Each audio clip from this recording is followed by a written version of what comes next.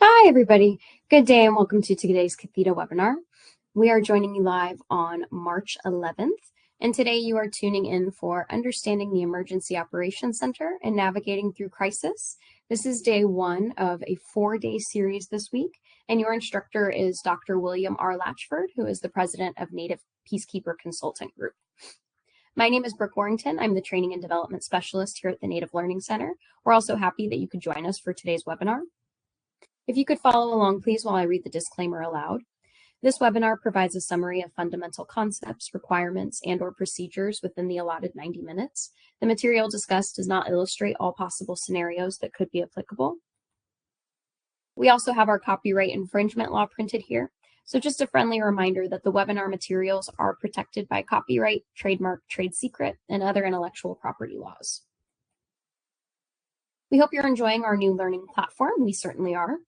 Anytime you wish to access either the slides or recordings or any of the other webinars that we have from the past since we've been on the website, you can access that in the courses section that you can find on the left-hand menu panel. And anytime you log in and you are joining a live webinar, just know to click on that green banner at the top of the screen. So hopefully when you join us for part 2 tomorrow, you'll just log in and see a green banner like you saw today, click it, and you'll be brought into the webinar. We do ask that you typically join with listen-only capabilities. This is just to cut down on any, on any audio feedback.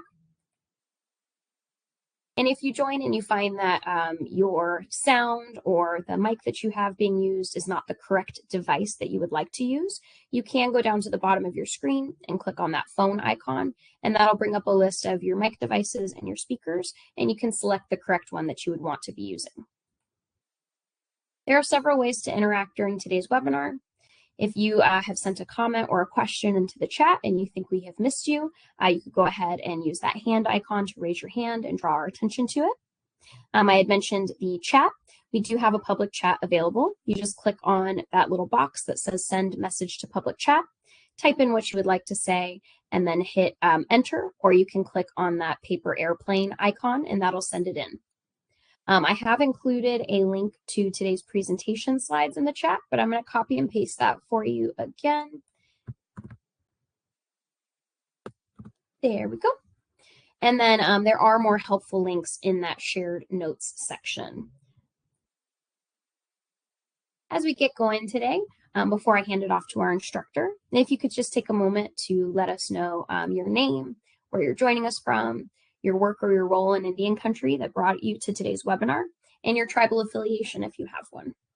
And while y'all are getting the chat box going, just one final warning that if you click on the red menu panel that's all the way to the left-hand side of the screen, know that it will pull you out of today's webinar and it will take you to whatever it is that you have clicked on, whether that was the courses section, the homepage, but know that it's just simply clicking on that green banner once again and you will be brought right back into the webinar.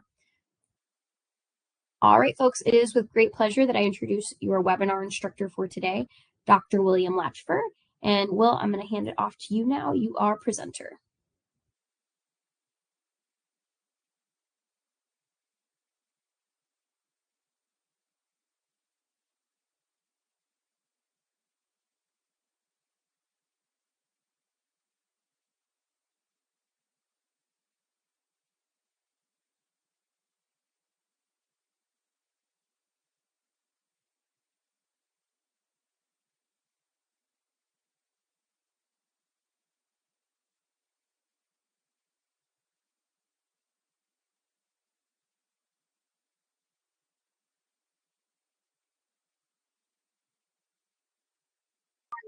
Well, I don't think your mic is coming through.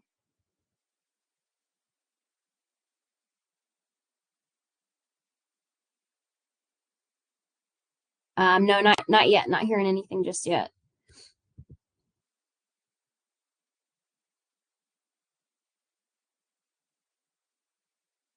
What about now? Can you hear me now? Yes, perfection. Thank you. All right. Let me start over. You can hear me okay now? Yep, coming through crystal clear. Okay, perfect. Sorry about the technical difficulties. Welcome, everyone, to the first of 4 webinars over the next 4 days. we're going to focus at a high level on the emergency operations centers and kind of how they operate, and give you some tools and little tidbits that you can use in your environment, because not every emergency operations center should operate the same, and it really should be tailored to your specific needs. So over the next 4 days, we'll go ahead and focus on different concepts. Today, we're going to just look at the core concepts of the foundation of an emergency operations center. We appreciate you joining today, and over the next 4 days, there'll be some dynamic information that hopefully you'll be able to use to take back to your environment to make your organization more streamlined and more effective when it comes to dealing with emergencies. A little bit about Native Peacekeeper Consultant Group. It's a woman-owned, certified, Native American-owned small business. We're a public safety consultant firm that really focuses on just bettering organizations. The owner is Amy Osceola Latchford. She's a member of the Otter Clan of the Seminole Tribe of Florida. And her whole foundation is to give back and give back to the Native population and any organization that has the same aligned principles as what she believes. And hers is about taking care of others and doing something bigger in life than oneself. So the mission is to empower organizations by providing comprehensive and sustainable safety solutions while fostering partnerships and enhancing safety effectiveness within tribal communities.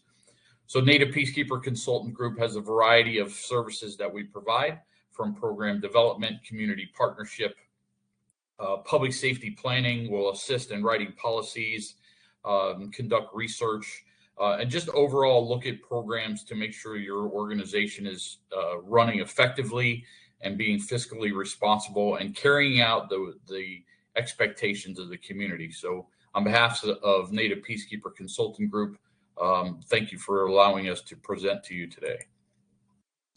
As Brooke indicated, my name is William Latchford. I'm a doctor of criminal justice. I'm currently the president of Native Peacekeeper Consultant Group. I've had the honor over the last 32 years to be involved what I believe is one of the top organizations and leading organizations within Indian country. 32 years ago, I was provided an opportunity by the Seminole Tribe to start as a police officer. And over my career, I've had the opportunity to go to the best trainings that is out there, and also just learn from multiple communities that the Seminole Tribe has to kind of foster the appropriate way to deliver public safety services. So I'm a big believer in community policing. I think without the community, public safety cannot be successful. So throughout my career, I've been able to further my leadership and my experience, my professional experience, with a bachelor's degree in public administration. My master's degree is in criminal justice and emergency management. And of course, just recently, I've obtained my doctorate degree in criminal justice. I'm currently the co-director of Florida State University's Native American Crime and Justice Institute. And that's a program that Florida State is really embracing and taking the initiative. They want to use the research arm of Florida State College of Criminology to assist Native American communities to better their environment.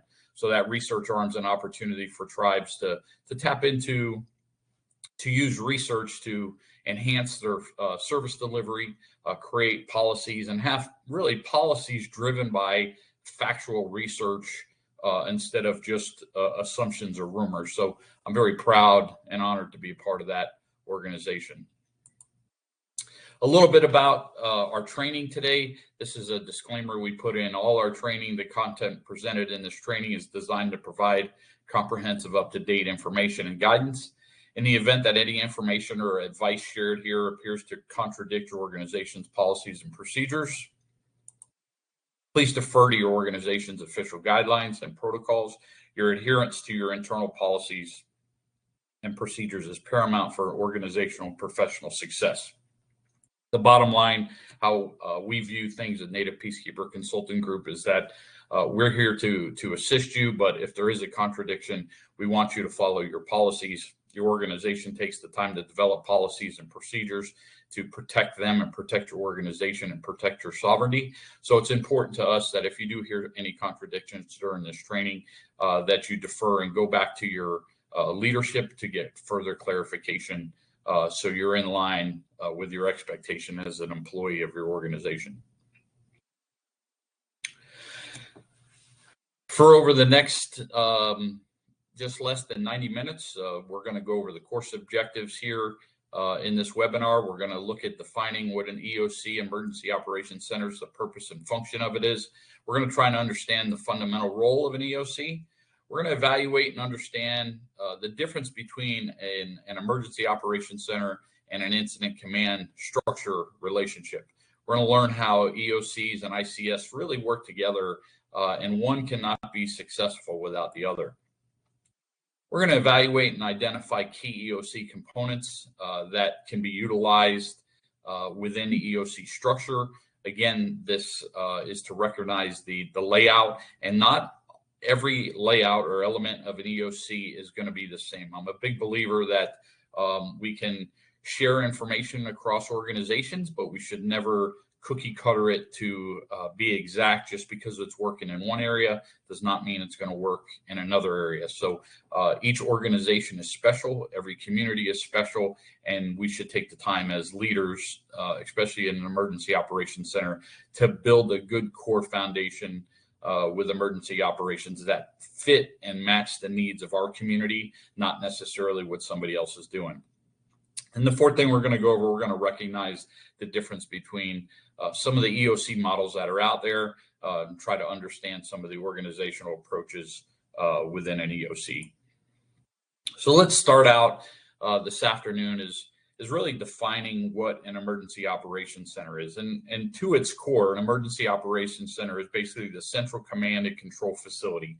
So when you look at an EOC, it's really the decision-making hub that coordinates the information, evaluates the information, analyzes the information, and then collectively, the EOC is responsible for carrying out the solution for whatever event that they're involved with. So just the simple terms, just look at an EOC as the central command. It's kind of the overall structure where all the leaderships are for all the programs, and they sit in the same room to collectively make decisions and make decisions together without being in silos. Again, it's a coordination hub. It's about this communication. It's about utilizing information that each program, tribal program has, identifying the resources that each program has, and then bringing all of that information together to make sure that your event is successful, that there's no further danger in the community, and whatever the event you're dealing with is rectified and brought to a successful and a safe conclusion.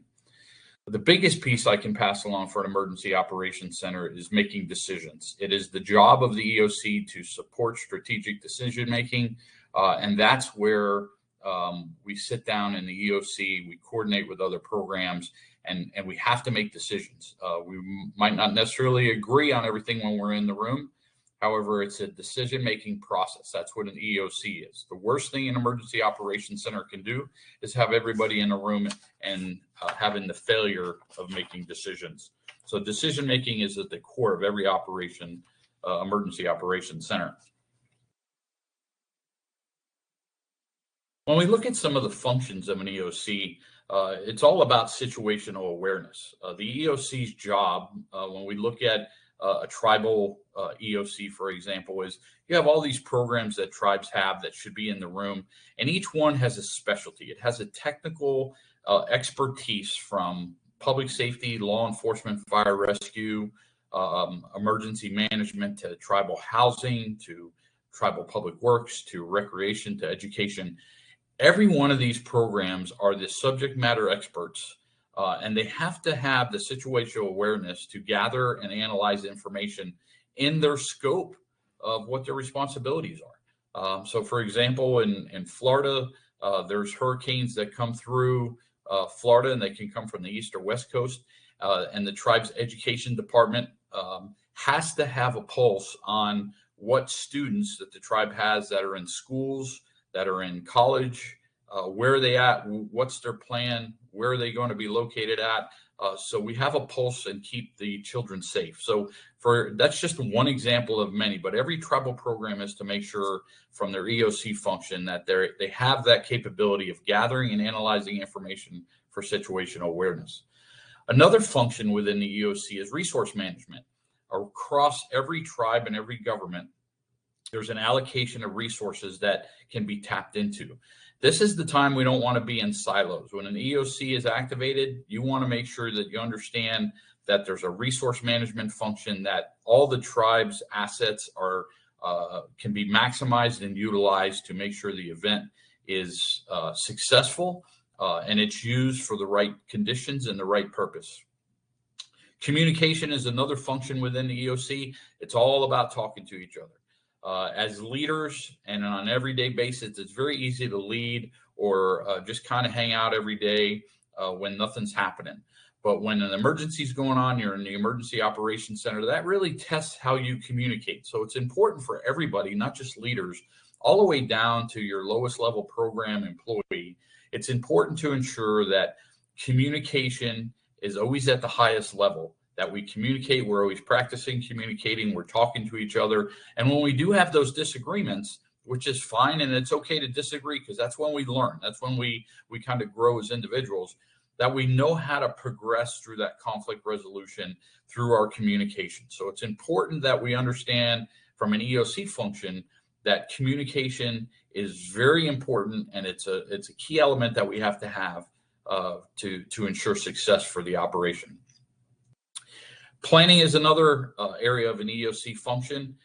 Planning is something that sitting in the room of the Emergency Operations Center, that's where we collect the data and we create strategic plans and objectives to carry out the mission for the event that we're dealing with. So planning is an important part, and that's everybody's responsibility. It's just not the leaders.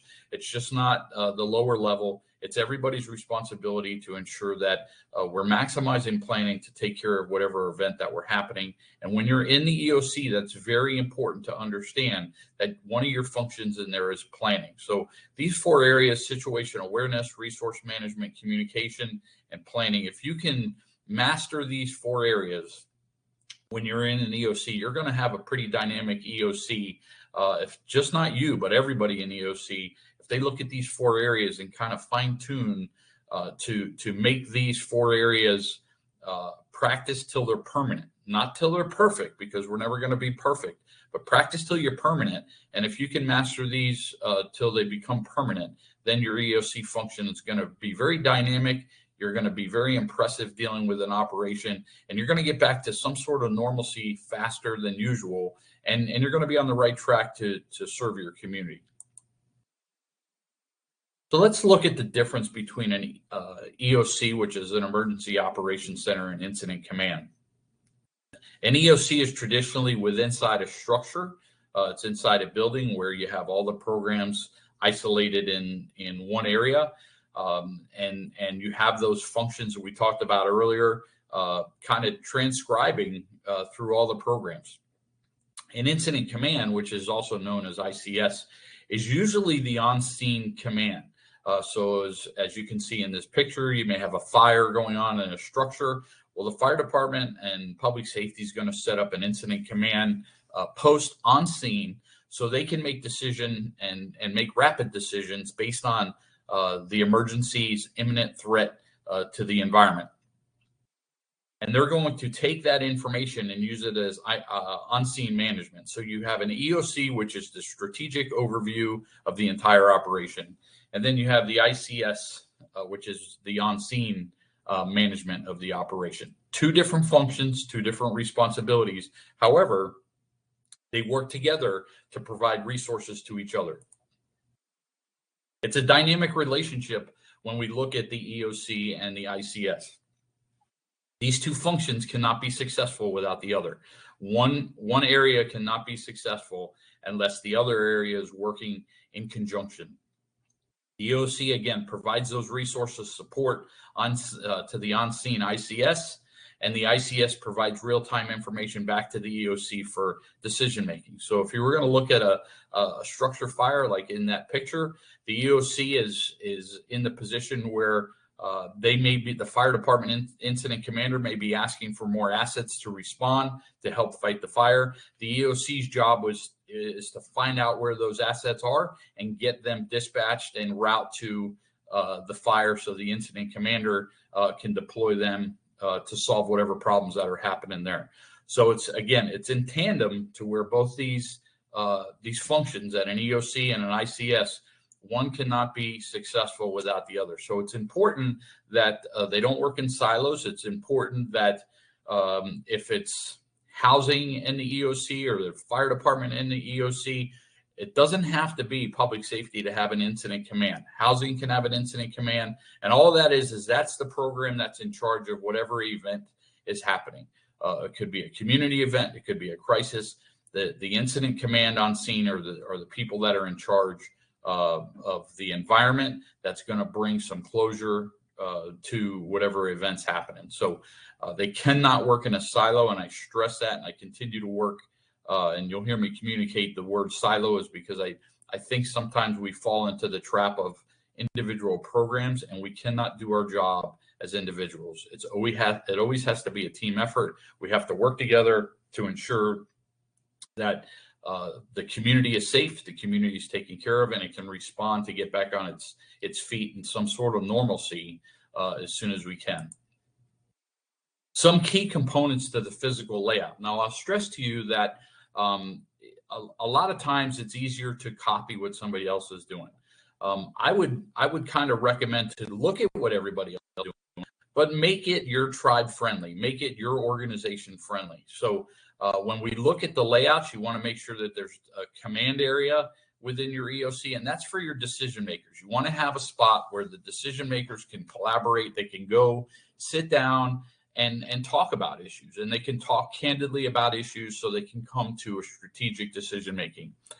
You want to have an operations area, and this area is basically for managing ongoing tasks. That's usually the center of the room or somewhere close to the center of the room where all the programs have access, where all the people that are assigned in the EOC, they can sit and have an operation area. The information's flowing in. They can talk to each other. They can share information. They can brief each other of what's happening within their technical expertise. They can share the resources they have, and they can really manage the operation from that operations area. So you want to make sure you have an operation area, and it doesn't have to be this gigantic area. Set this physical layout that's going to work for your tribe and your organization. I'm a big believer that you have to look at this from what's going to be successful for you. It's not successful for another government or another tribe or another business. It's really what's successful for you. So you take all these components and you make it work to your advantage. Another area is the planning area. This area is for future strategies, right? So you have people that will analyze information, that kind of put pen to paper and give ideas on what can be done. They're hearing the information, they understand, they have a pulse on what's happening on the operation, but then they're taking that information and they're saying, okay, how can we be successful? What can we do to bring all this information together to build resiliency and get this community back to the way it needs to be, better prepared, safe, and the community can be less impacted. So you want to make sure you have a planning area. This area is really an area where you don't want a lot of disruption. You don't want a lot of noise because this is a thinking area. You're going to use a lot of brain cells when you're in the planning phase, and you want people to use brain cells. You want them to be on their best. You want individuals to be able to provide a strategic thought process that is going to develop that high-level solution that's going to make your tribe and your community get through whatever event they're going through. And the last area is logistics area. This is an area where you want the logistics piece when it comes to resource management, from if it's snow plows, if it's firefighter assets, if it's tarps, it could be food for the community. It could be the buckets that you may get or you're planning to buy to help your community after the event. So the logistic area is somewhere that you want to be able to have that in your layout. So that way, those individuals that work in logistics, they have a pulse on what's going on. They're out of everybody's way, but they're easily accessible to manage the event and get the required tools, material, vehicles, whatever it is that's going to make the operation successful. That's what you want in a logistic area. So these 4 components are so important, but how they're set up really depends on what that vision you have for your EOC. There's a standard EOC that you can make it into a circle or a U, but I highly recommend make it work for your organization. Nobody can tell you about your organization or your environment better than you can. So if you envision what an EOC in your environment is, that's what I recommend to you. Take your knowledge and your skill and your expertise in your environment and build out a dynamic EOC from a physical layout and position everybody strategically that you see through your vision of running the EOC is going to be successful. Technology infrastructure is so important these days in the 21st century when it comes to the EOC. We have cameras that are throughout communities. You have license plate readers. You have communication systems. And the software that you use in the EOC is very important. Documentation is key to the future of success because insurance companies, FEMA, just the homeowners or even government officials, the budget office that works for your tribe, they're going to need a core IT foundation that's going to help you and help your folks for long term, right? So you want to make sure your technology infrastructure is at the highest level. You want to make sure that your IT people are in the room as well. They should be in the room with you. They don't need a big area in the EOC, but they should be really at arm's length away because how your data is managed is very important. So you want to make sure that your communication systems are up and running. You want to make sure the IT infrastructure is looking at the radios, the cell phones, the internet, the satellite phones. The drones are a new thing that's out there.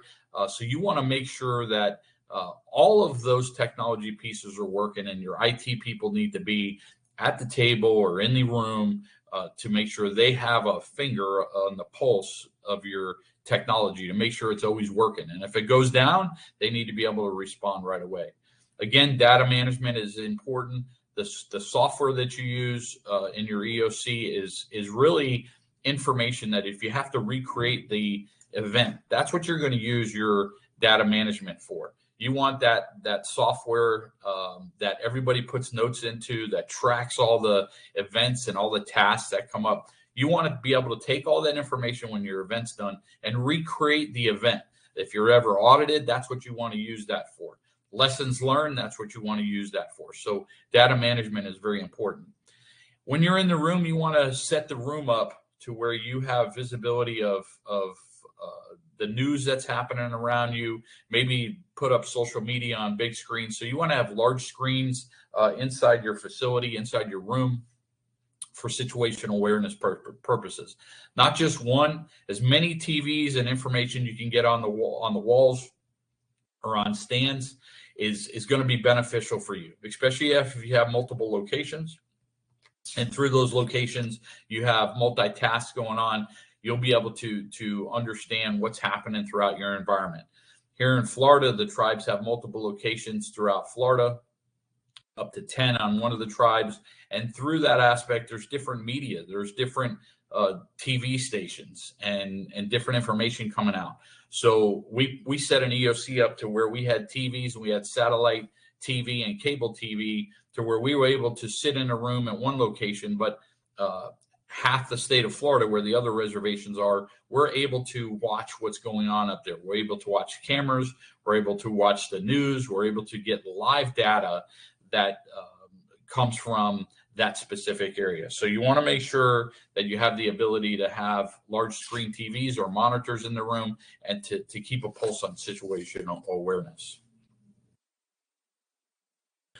Operational protocols are so important, right? So the biggest thing for operational protocols is you want to evaluate the risk. You want to see if your risk is low, medium, or high, or even if you have a risk at all, right? Sometimes you may have the bell rung and the risk seems very high, but once you evaluate and you do an event assessment, then you can move that needle a little bit. It's not as high, it's a medium risk or a low risk, right? So you want to determine before operational protocols for activation, you want to make sure that you evaluate what that risk is for the event assessment.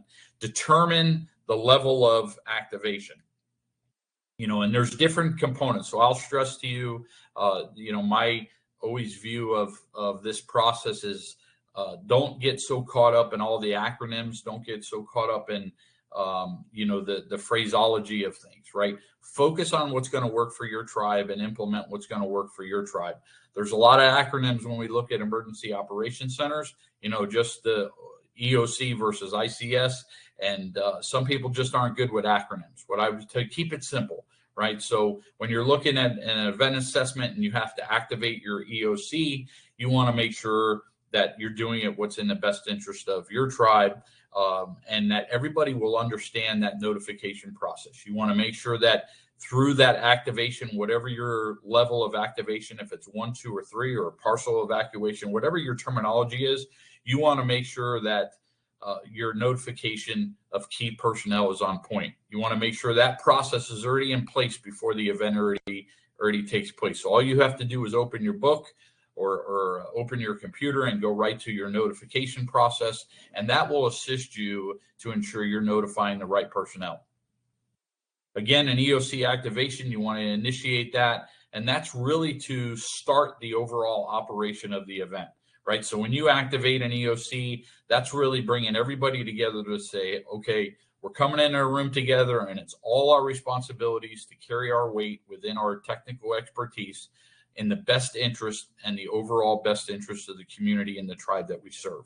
So that is a foundation that every program should have. When that activation button is pushed and the EOC is activated and they're told to go to the EOC, the bosses are told, decision makers are told, that is the time for everybody to come together and use their knowledge, skill, and ability and bring it together and work together as a team, not in silos, in a team. And that's which will drive your operations for your event.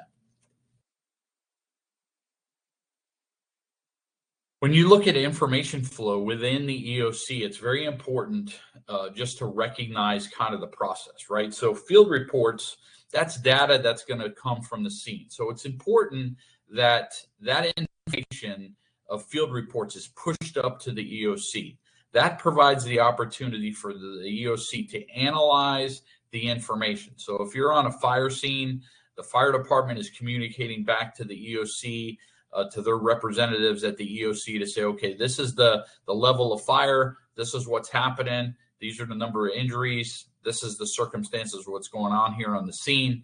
And then the personnel in the EOC is going to communicate that. So everybody knows what that process is that's happening out on scene.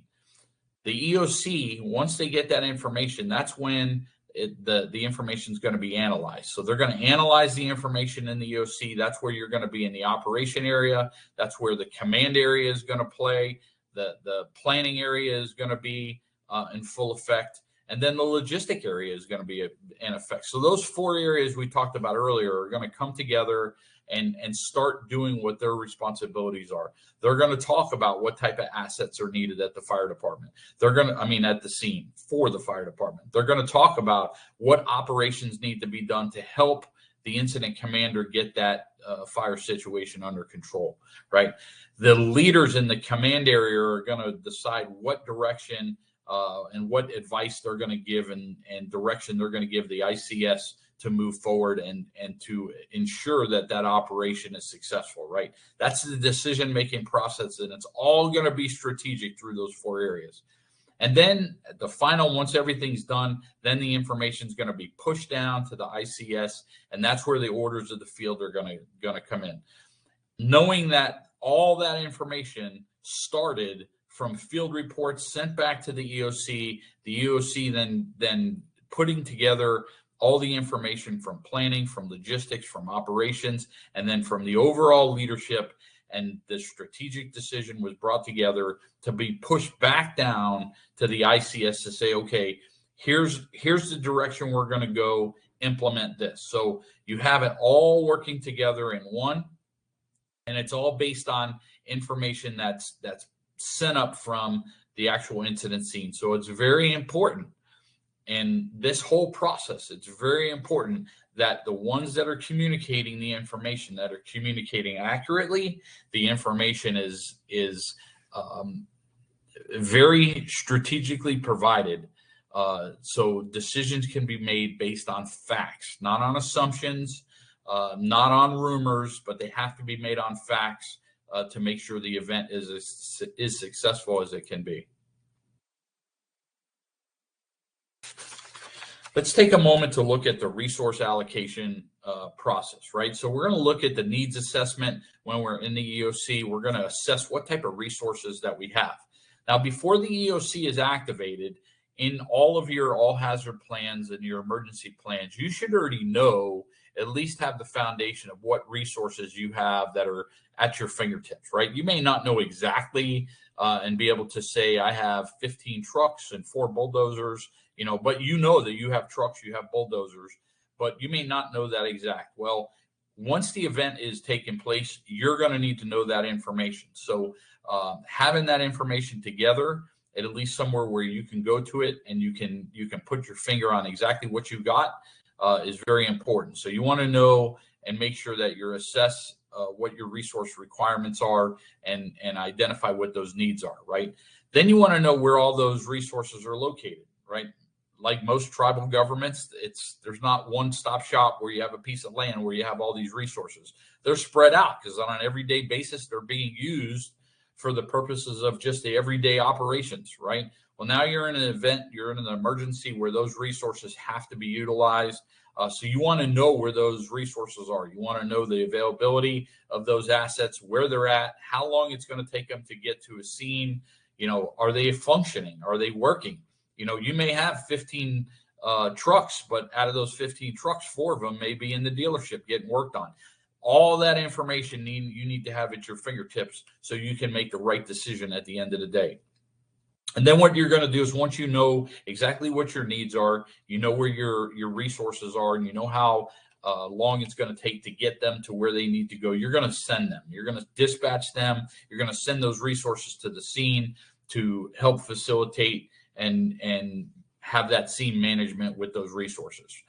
Once they're on scene, doesn't mean it's over. You want to track that information. You want to track that resource. You want to monitor the resource deployment, because during an emergency, it never fails. There's things that break.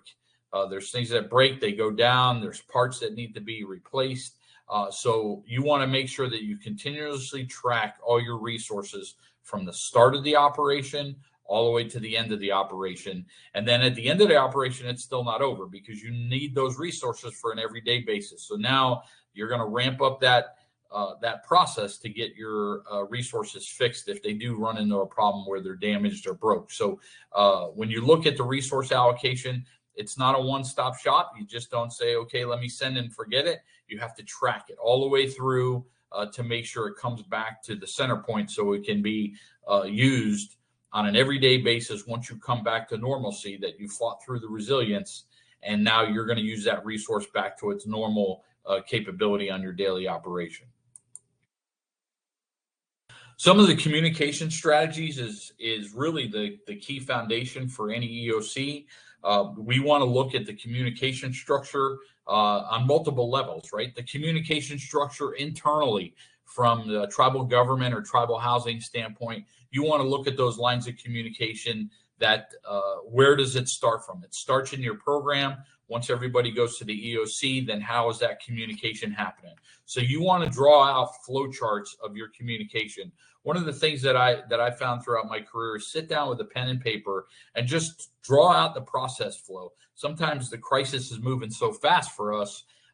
We need to recognize, slow it down a little bit, take a couple minutes, and let's draw out the process flow on the situation we're dealing with so we can communicate better. So you want to make sure you have plans in place to communicate to your employees, to your community, and be able to provide direction to those areas, right? You want to make sure that from a leadership standpoint, that those directions are clear and they're concise. But you also want to create the foundation to where the communication comes upward. You want to make sure that as a leader, you're getting that information. So just as important as you're pushing information down, you want to be proactive to push out the message that, hey, if you're in the community, you have information, you have ideas, send it into the EOC so it flows back up to you and the decision makers so everybody can be on the same page. Usually what happens is the silos occur, or people fail to communicate, or they don't think that their information is going to be heard. My advice is always say it, put it on the table, and let the leaders make the decision. It's all about accountability. So put the information out, let it flow down, let it flow back up. Listen to those hard discussions that have to be made. Listen to those hard decisions that sometimes you may not agree with, but try to understand it. And that's what the communication strategies are for. You also want to look at the external. A lot of tribal governments don't necessarily have to deal with the outside media.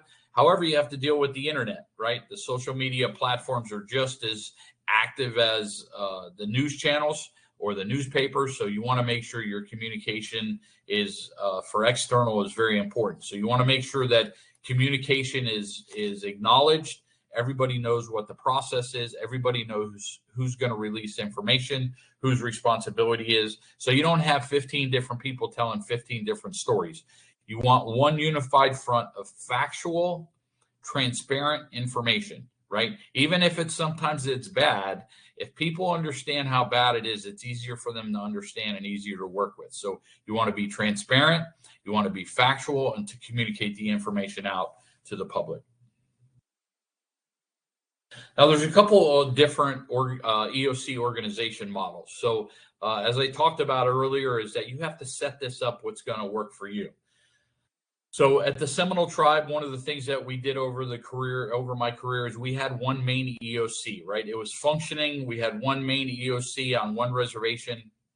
And then because they were separated over 10 geographical locations, we would set smaller EOCs up at those locations. So you want to make sure your EOC is functional, right? So when you look at a functional organizational model, you plan that based on the operations and planning and the functions that we talked about earlier, the logistics, the planning, the operations, command and control. Right. So traditionally, that's the model everybody uses. How it's set up, again, is usually up to you and what's going to work in your dynamic. So functioning, there's absolutely nothing wrong with setting your operations up from a functioning model based on categories of functions that are happening. Another area is the geographic organization model. Now that's based on functioning based on the geographical areas. Some tribes have multiple areas. You may have multiple housing communities that you're dealing with. Maybe your EOC and housing is set up based on the geographical areas, not necessarily the planning function, because you have the planning function in each geographical area. So you set it up based on that. The other area is the hybrid, right? So you may do both. You may have some functioning and some geographical areas inside the room, and it just works for your environment. So you get the opportunity, and the beauty with an EOC is really what works for you. Sometimes, again, doing what somebody else does is not necessarily the answer, right? We want to watch what everybody else does. We want to learn from everybody else, but just because they're doing it that way may not be successful for us. So we want to make sure the EOC organizational models are to our advantage. When we look at functioning models, this is just an example of tiers and some operations and titles that are used, right? So if you're using the functioning model, you may have an EOC director who's in charge of really just coordinating the EOC, making sure everybody's there, is really the focal point and the top of the pyramid that information can flow to. And then that person usually answers to council. Or your government official. So you have everything flying up to the EOC director from all the programs, from operations, which would be public safety, would be the first responders, maybe your public works, your housing employees. Those are all the individuals who's really going to respond to the community needs. They're going to respond to those requirements that each community is asking for to get through the event. The planning personnel, again, those are the individuals that are going to take all the data from the ICS and the operations, and they're going to figure out that long-term strategic objective. So you want them involved. You want to make sure from a functioning model that you can have identified as planning. Logistics, we went over that. The resource management, and then we look at finance. One of the things that I think it's very important to have is the financial people in the room. They need to be in the EOC, and the reason for that is because although there's an emergency, we all have the responsibility as leaders to be fiscally responsible, right? Now, it may be a little bit more loose than an average day of being fiscally responsible because you're in an emergency, but you still have to be fiscally responsible. You have to make sure that you're not breaking the bank. You have to understand what the financial situation is for your tribe or your program to make sure that you can carry through, because once the event is over, you don't want to be broke, right? So you want to make sure the finance people are in the room. You want to make sure that they're looking at the whole picture and they have all the facts, because they have some decision making that they have to provide and decisions they have to do to make sure that the tribe is well positioned, right? And that may be to go after grants, to talk to FEMA, to talk to any federal government program where they can get more funding for your tribe. So it's important to put your budget people, your finance people inside the functioning model so they can be fiscally responsible when it comes to responding to your event in your community. So when we look at the geographical model, this is a little different. So it's no longer based on function. It's based on, as you can see in the picture, it could be based on region. It could be based on how your tribe is set up or your programs are set up or your communities are set up. You may, like I said, have 4 different housing communities. And so therefore what you do is you set your EOC based on the regions, right? Or that housing community. So you may have housing community 1, housing community 2, housing community 3, and each one of those answers to the EOC director inside the EOC, right? So you want to make sure that whatever foundation or model you use, if it's the geographic or the functional, you want to make sure, or the hybrid, you want to make sure that it works for you. The only right way this works is when you identify it's going to be successful for you. I can't tell you, or nobody can tell you what's going to be successful for you. We can provide the knowledge and the skill for you that should be used, but at the end of the day, you're going to be that subject matter expert that needs to identify which model works for you. If it's either function by program or geographical based on location.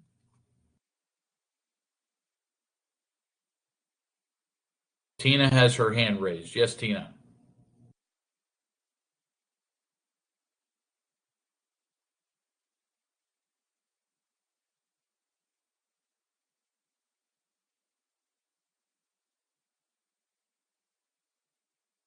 Just keep going. Maybe questions at the end. We want to look at adapting to different emergencies.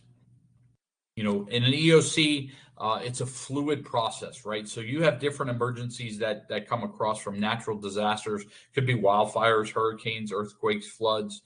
This year we've had a lot of snowstorms come across the country and hit a lot of areas that traditionally may not have gotten snow.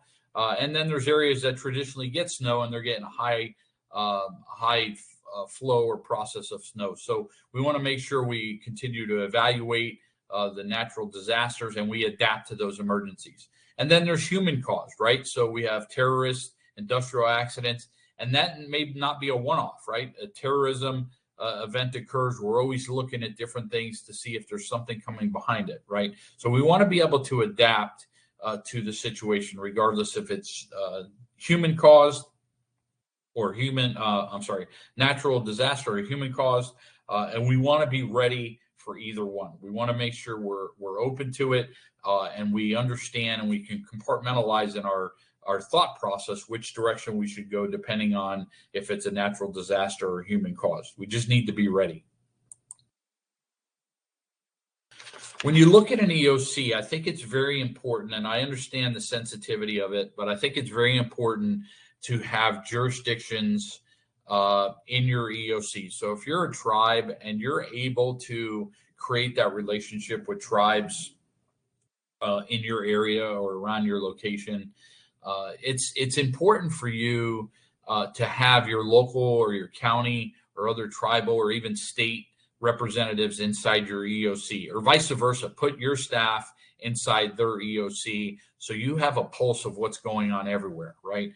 I think a lot of times jurisdictions get caught up in a territorial issue, and I understand that it's bigger than just the event.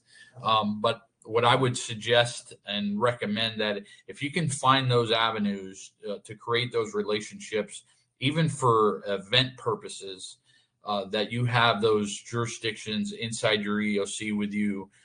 So that way, if something happens in their area and if it's going to flow over into the reservation, that you see that coming. You can plan for that. It's not last minute. And they're there that can help you maybe use resources or vice versa. You could use your resources to help them. So my recommendation is when you go through your emergency operations center, one of the things that you should have within the EOC is an area that other jurisdictions can come and sit and just be in there as a resource. Because again, when we work in silos, we're hurting ourselves. So I put this in there because I think it's important, but I also recognize the fact that sovereignty has to be respected. Sovereignty has to be understood.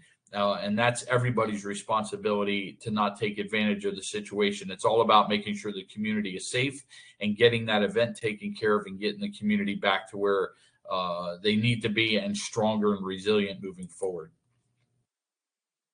We talked a little bit about technology and communications. This is something that you can put on your IT people. Two-way radios. We know when something happens, the radios go down. The internet goes down, cell phones definitely go down, or they get overwhelmed. When you have active shooter events or high critical events, we found that the 911 systems are overloaded, right? So you want to make sure you think of things like this beforehand for how is your emergency operations center going to deal with this? How is the emergency operations center going to communicate to the community? How are they going to communicate to the incident commander? How are they going to communicate to the employees when the radio's down, the cell lines are down, the internet's down, the email system's down? These are all those areas that the EOC needs to be familiar with.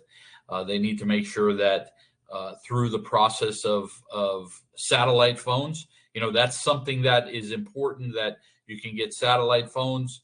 But the other part of that is how do you use a satellite phone? Satellite phones are a little different than regular cell phones. So you want to make sure that if you do have satellite phones, that there's a backup process to that. And also there's training done for all your employees and specifically your council officials. You want to make sure that satellite phones are provided to the key personnel, but they're also trained on those satellite phones. So when you're in an EOC, you want to make sure you have that ability to communicate with all your employees, with the community, with your customers, and how do you do that? So that's something you want to make sure from an EOC standpoint, that's part of your plan. When we look at data management, it's always evolving, and I bring this back up because I think it's important from the standpoint, it's not that you can buy a software and then you keep a software for 30 years, right? Technology is always advancing. So you have to be able to pre-plan your data management. So you want your data management to always maximize resource tracking, right? You want to work smarter, not harder when it comes to data management. So when it comes to resources, you can have all this information on a SharePoint site that everybody has access to, or your intranet site that everybody has access to, and you can lock it down. Whatever software that you buy, just make sure the right people have access to get to the information so they can make the strategic evaluation and the strategic decision what's going to be in the best interest of the community. One of the things you want to make sure from program level and then all the way into the EOC is the incident logs. You want to make sure that all your employees understand that logging the information of what work they're doing any equipment they're using, any gas they're using or vehicles they're using, that they have that information documented. It's important because as a tribe or a government or a business, you can get reimbursed for the uses of those vehicles on a state of emergency. So it's important to have a system in the EOC that will allow you to log incidents, right? And there's different strategical softwares out there that you can tap into that may work for you and may not. So you need to evaluate what those systems are when it comes to their capability that's going to work in your environment. So call the different software companies that have emergency management data software and have them come out, give you a tutorial. Let them show you what their product is so you can take that opportunity to look at, is it going to work for you? Is it something that is going to be to your advantage to make sure that you can paint this picture later on after the event? Mapping is another area of software that I think it's important, especially sitting in a room with everybody. Sometimes when you're not on scene, it's difficult to visualize where the event is taking place or what's happening out there. Sometimes having the mapping capability and visualize an incident at its location and give you that 10,000 foot level is so important. And I think we do it every day as individuals. We do it on our cell phones. We open up the map app and we may put in directions of where we're going, but then we can scroll in and we can see what's around there. We can kind of move to the right or the left or the top or the bottom, and we can look and see, what different buildings are there, what restaurants are around. You want to do the same thing when it comes to the emergency EOC operations. You want to be able to have that mapping capability to allow you to strategically analyze the information and also strategically make decisions that's going to work for you in your best interest. Now, when we look at the EOC as a whole, this is an example of an EOC, and it's a pretty big one, right? So you see there's a lot of computer screens, a lot of monitors, there's a lot of desks, and there's a variety of different programs in there. There's the military, there's law enforcement, public safety, there's housing, there's recreation, there may be your gaming folks that are in there, maybe your enterprise teams or your enterprises that the tribe has.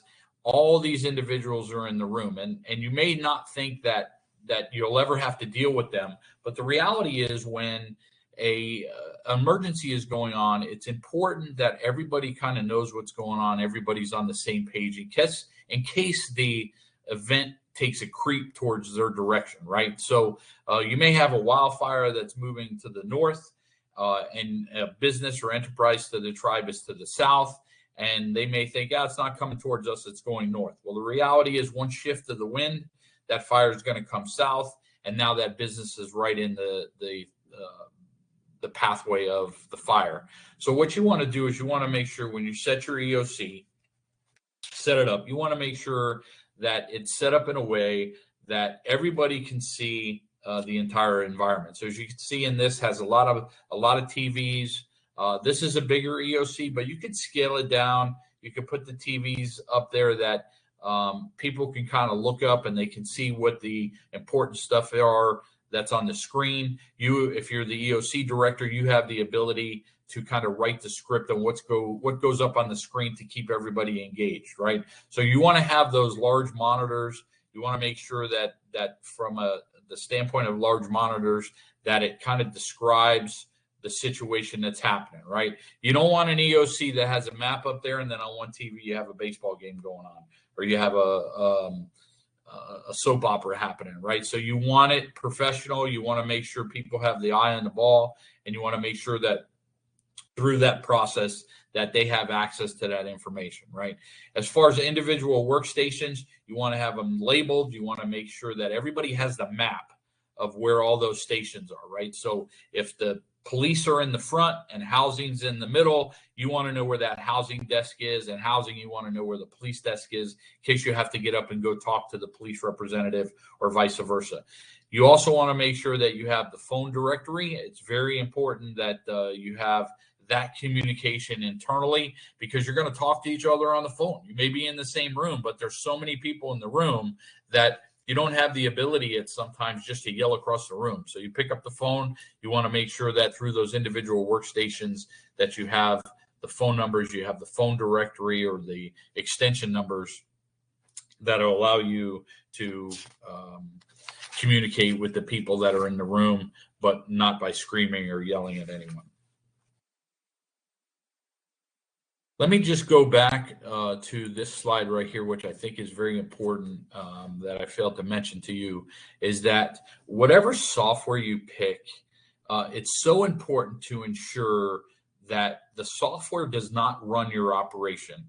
As emergency managers or directors of programs or even planners in a room, when you allow software to run your program, you're losing that human touch. You're losing that human ability to understand really what's happening in the community. Every software should be developed and designed to support the operation. Software should never run an operation, right? So, and I know in this day and age, and we'll talk about it towards the end, is IA is the new way of society. But even with IA, you always have to have that community, that human component. So you want to make sure that whatever data management software that you get, that you're not blinded and you're not naive that that the software is going to run your operation.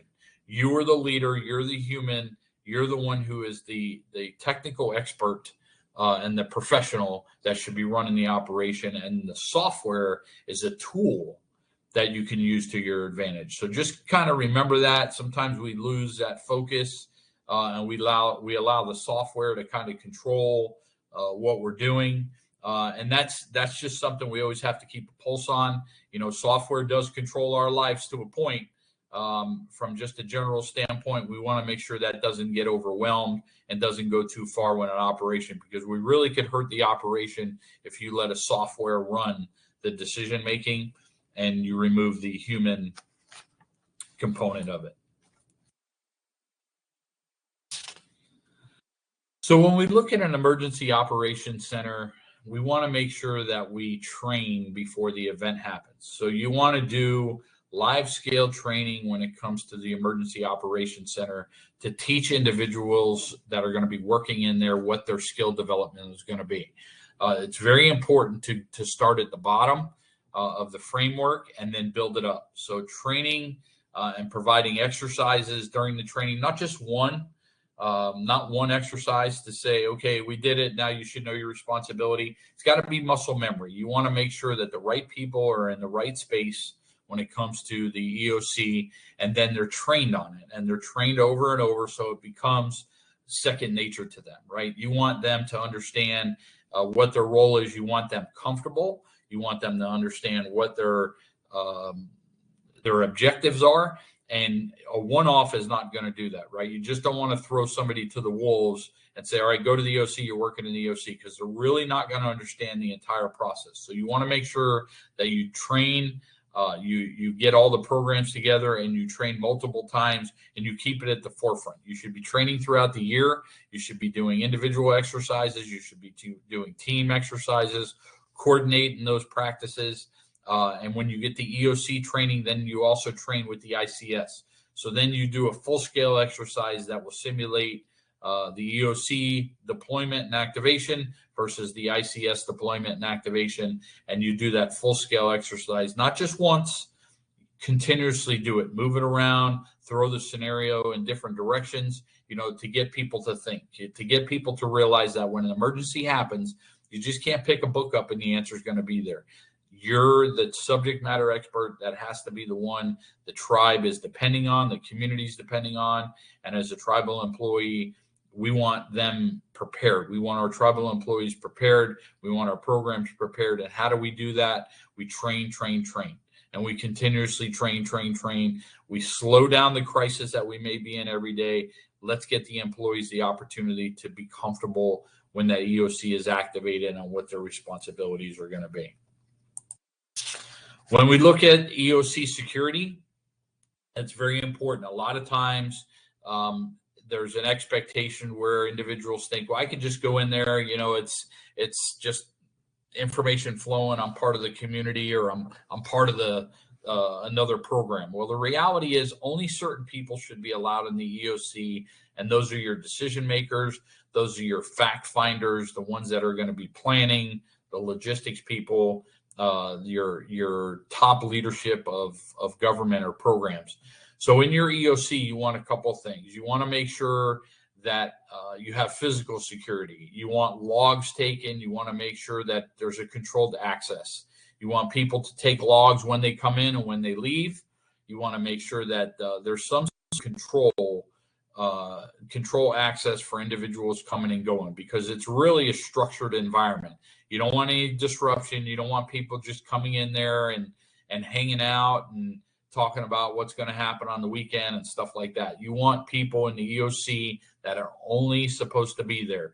So by having physical security outside, checking everybody in, checking everybody out, you're going to limit any type of disruption.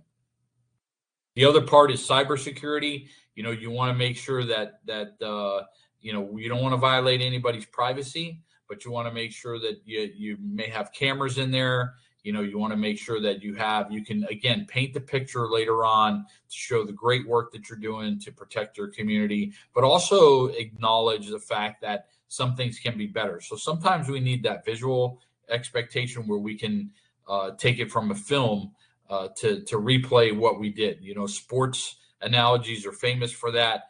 Football players, basketball players, baseball players, you know, they do a lot of film watching, and they learn from the film. They learn to see how they play, how the other individuals that are dealing with, you know, what are the weaknesses that are there. And so sometimes by having those cameras in the EOC, you can kind of see really, is this the proper way the EOC should be structured. It may give you the opportunity to rearrange the EOC next time if you have the visibility at a 10,000 foot level. So it's really something that I would recommend, you know, and it protects you. It protects the data that's there. It keeps everything kind of grounded to protect the tribe's sovereignty. So when we look at staffing, again, this is just a pyramid model that on a high level of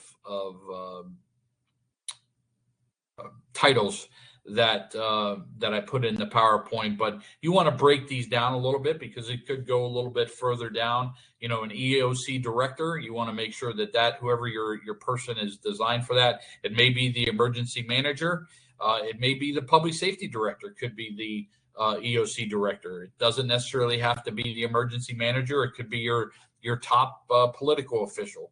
It's really on how your structure is designed. Section chiefs, those are the individuals that are decision making. Nobody should be in the EOC if they're not decision makers. The EOC, again, as we talked about in the beginning of the webinar, is that it's all about making decisions. Even if it's sometimes we find out we made wrong decisions, it's about making decisions. You never want to go through an operation without making a decision. A decision is really key to success. So you want to make sure, like section chiefs could be the police chief, assistant chief could be the housing director or the assistant housing director.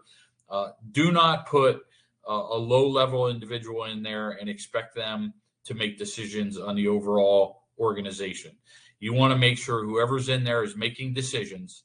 And I will tell you, my experience and my opinion when it comes to EOC is by putting the right people in there. If you put the leaders in there, then it's a top-down driven environment. You have leaders that are making the decision. That's their responsibility. And sometimes leaders don't want to sit in a room. Well, part of your job as a leader is to do things sometimes you don't want to do in the best interest of the organization. And by sitting in an EOC, that's your job to make decisions. It's your job to coordinate the efforts. It's not your job to sit out while other leaders are in there. So I'm very big. My professional opinion is to always have the highest level of leaderships in that room because you don't want to second guess an event. And if you're not in the room, you can't make the right decision. And then you can't second guess what somebody else is doing. If you wanted it a certain way, you should have been sitting in the room. So my advice and my whole direction and professional opinion is put the key people in the room who can make decisions and align with the mission and the goals and the vision of the organization and the event that you're going through. You can have other team leaders in there that may be able to support or give recommendation, but you want to make sure that that the leadership team are the one making the decision. And then, of course, the support staff, the scribes. You want to make sure all your notes are taken for any meetings that you do, any discussions that you have, things that can be put up on boards. You want the dry erase boards in there and put key phone numbers up there, right? If the system goes down, your IT system goes down, you have a backup, either in paper or they're on dry erase boards in the room. Gives you the opportunity to look at things from a 10,000-foot level, and it's a duplication to where if one system goes down, you have a backup. If that system goes down, then you have another backup. So it's important to involve support staff. It's important to allow them to understand what their role is, and if they understand it, you're going to get a great work product out of your employees. Public information is very important. I know a lot of tribes don't deal with the media, like I said, but it's important for the public information officer to sit in the room.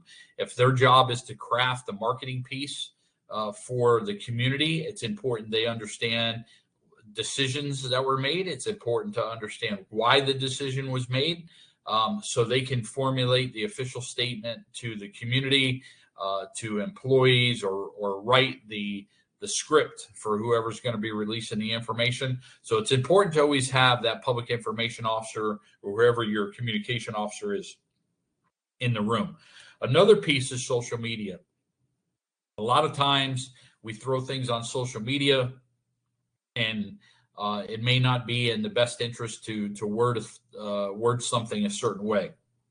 You want to make sure that you're transparent with your community. You want to make sure the information is factual going out. You don't want your message to create more heartache or rumors or decisiveness.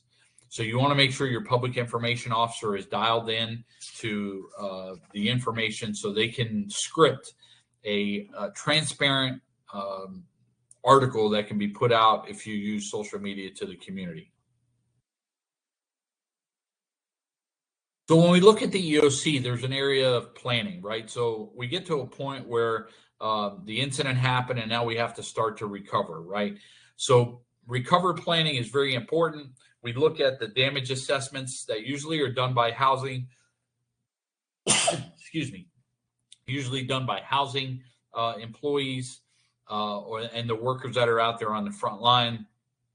You want to make sure that communication and that script for them is articulate, that they can go out and they can go in the community and they know exactly what paperwork has to fill out. They know exactly what assessments that need to be done, if they have to take pictures, what information they need at each address. You want all that done in the EOC so you can push that out to those responding programs. So when we look at recovery planning, you want to make sure the resource mobilization is in place, right? So that's another area where resource mobilization is sometimes employees are told to do different things that aren't in their job description, right? That little phrase at the end of the job description is anything other that your boss tells you will do or the leader of the organization will do. Sometimes you'll have education people give out ice, right? You want to make sure you have a clear understanding when you're in the EOC what those resource mobilization priorities are. You want to gather those resources and be able to deploy them for the purpose of recovery. And then, of course, you're going to implement them, right? So you're going to carry out those recovery plans. You want to flip the switch and take the plan that you derived either partially before the event, and then you finished it while you're in the EOC, or you did it all in the EOC. But you take that plan and you put it into action, and you do that through communication to the appropriate organizations or programs that you're working with, and you provide them that strategic direction and that strategic expectation, and you implement that plan in the best interest of the community.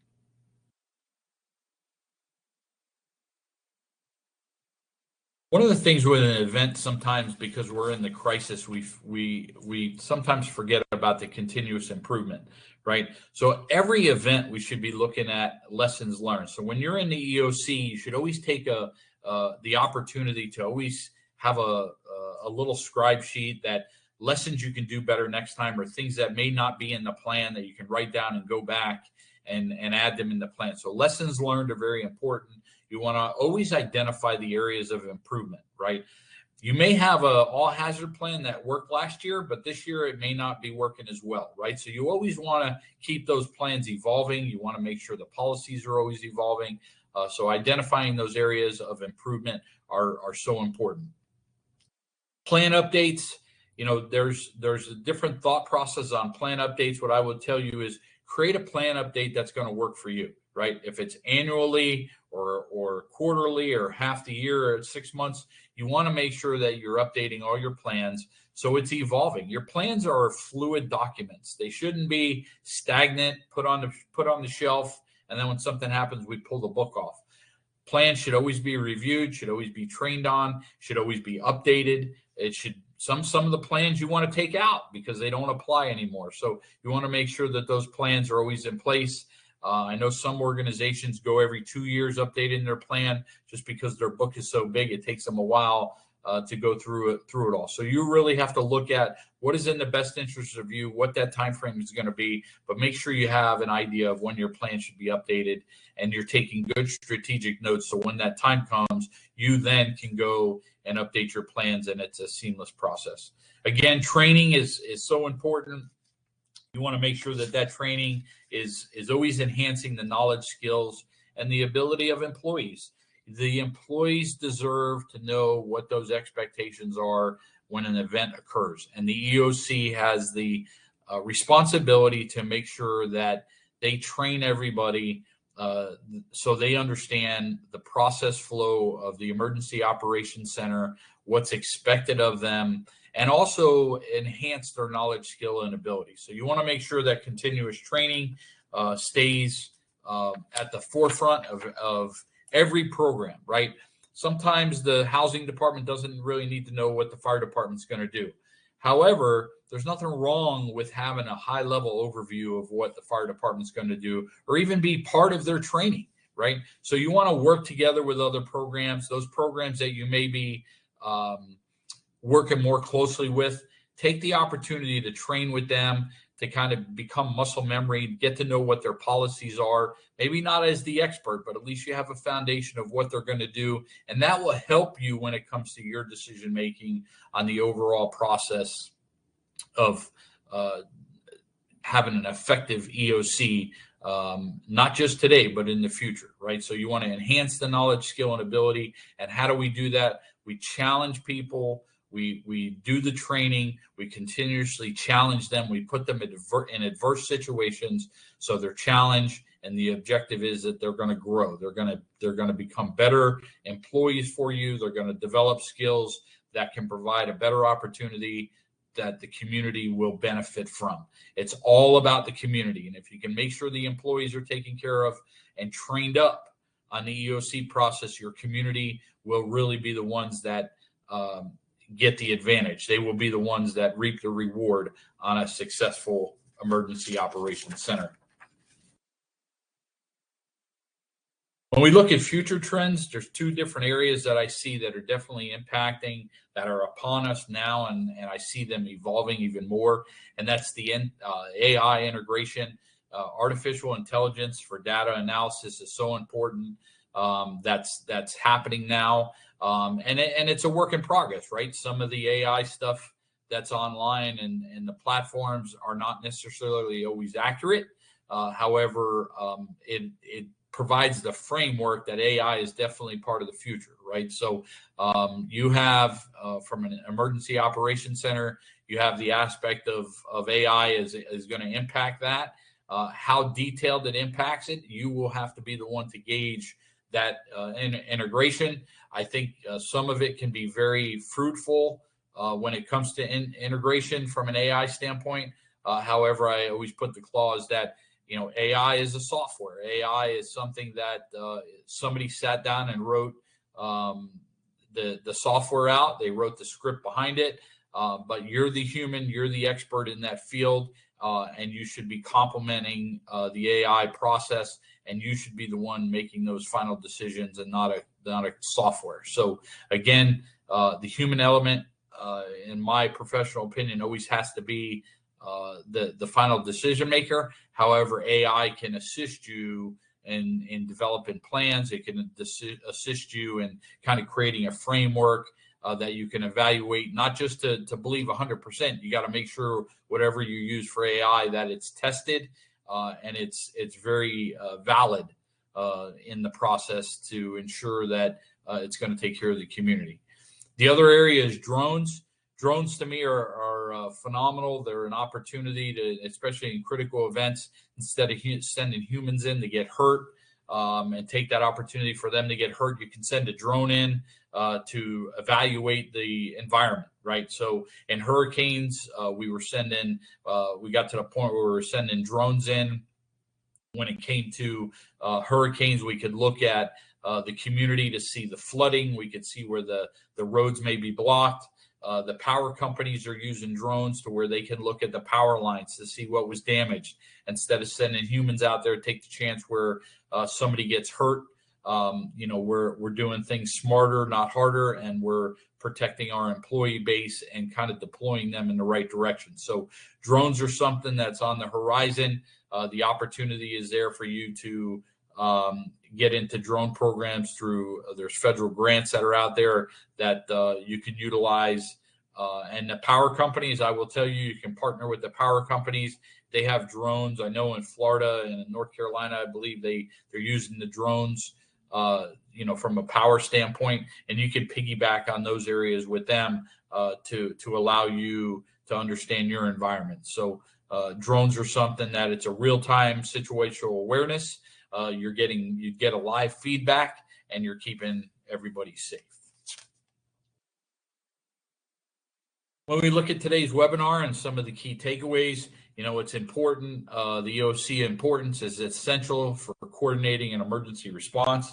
It's not about working in silos. It's about working together, bringing all the tribe's assets together under one roof and sitting around and solving problems, and using those subject matter experts and that expertise that we have to sit in a room and work together, work through any challenges and objectives, and make sure that the right decisions push down to the incident command, right? We're going to work closely with the incident commanders. They're going to work closely with us. Information is going to be two ways.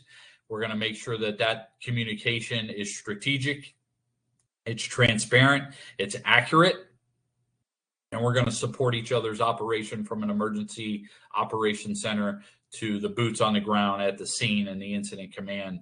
And we're going to take those two components and integrate them to ensure that the community is in the best possible position. And lastly, we want to continuously improve our EOC operation. This is all about having an effective emergency operations center. And so we always want to strive to improve how the EOC is running, how it's set up, because this year you may set the EOC up one way.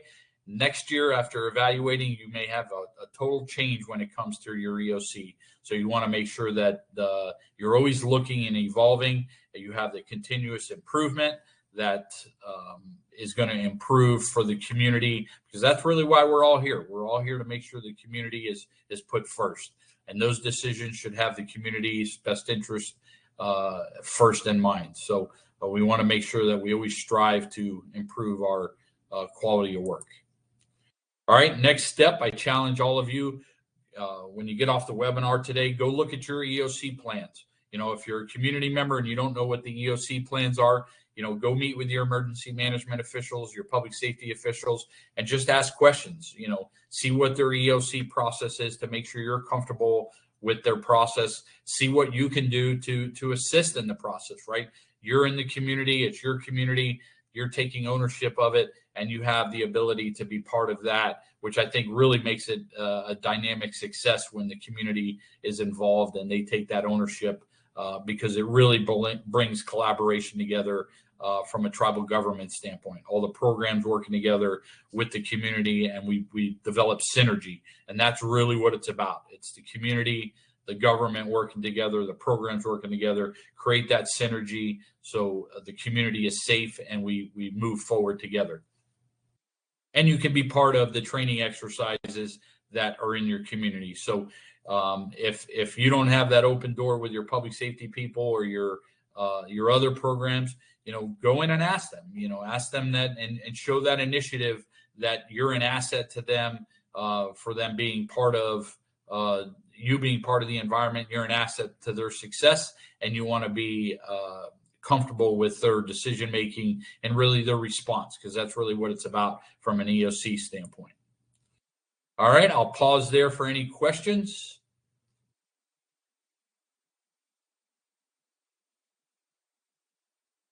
Any questions on emergency operations centers, the core concepts that we just went over?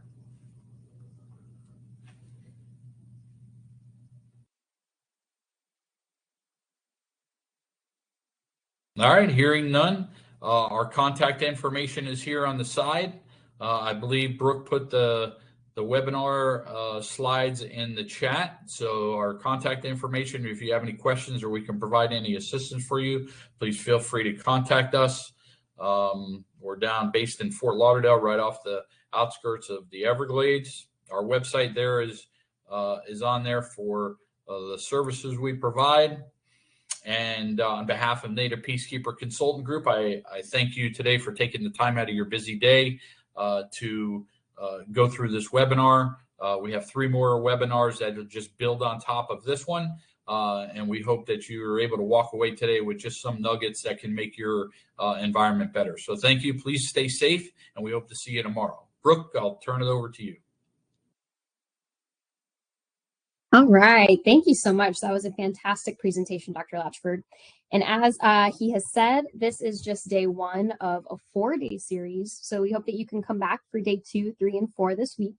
I have included the link to the webinar feedback survey that's in the chat for you now.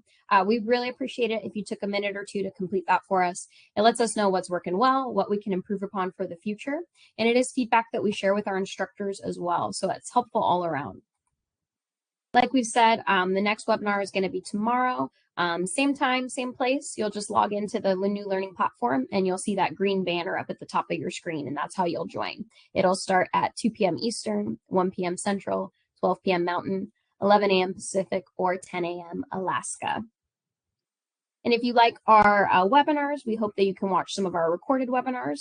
They have moved to our YouTube channel. We have a whole Cathedra webinars archive on there now. I'm going to go ahead and put that link for you in the chat as well. That'll be just below the link for the webinar feedback survey. We hope you can check out our upcoming events. We post about them to our various social media. We're on Facebook, Instagram, LinkedIn, Twitter. If you are a podcast listener, we have an in-house produced podcast, the Hopathanga Native American podcast.